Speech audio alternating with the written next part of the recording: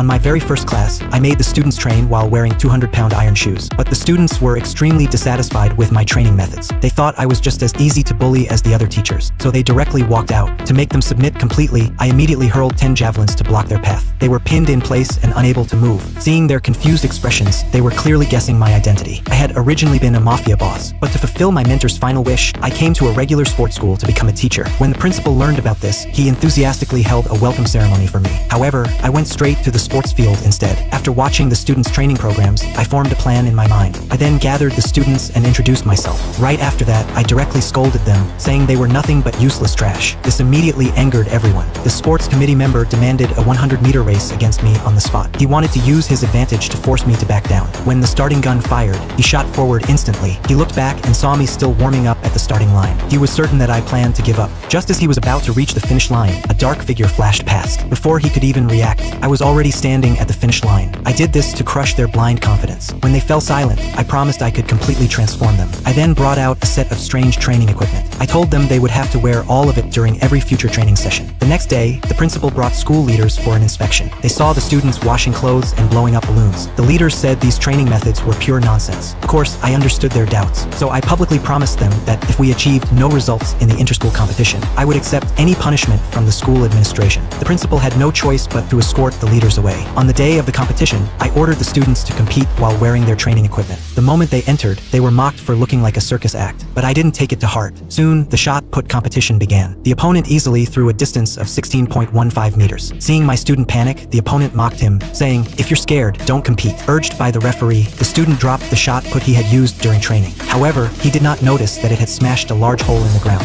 The student swallowed nervously and threw the shot put, but he nearly fell over, which immediately triggered laughter across the stadium. Parents in the stands immediately questioned the principal. They said it was wrong to entrust their children's futures to such a terrible teacher. This sparked agreement among the other parents. The principal could only do his best to calm everyone down. What no one knew was that this wasn't a decline in the student's ability. After repeated heavy load training,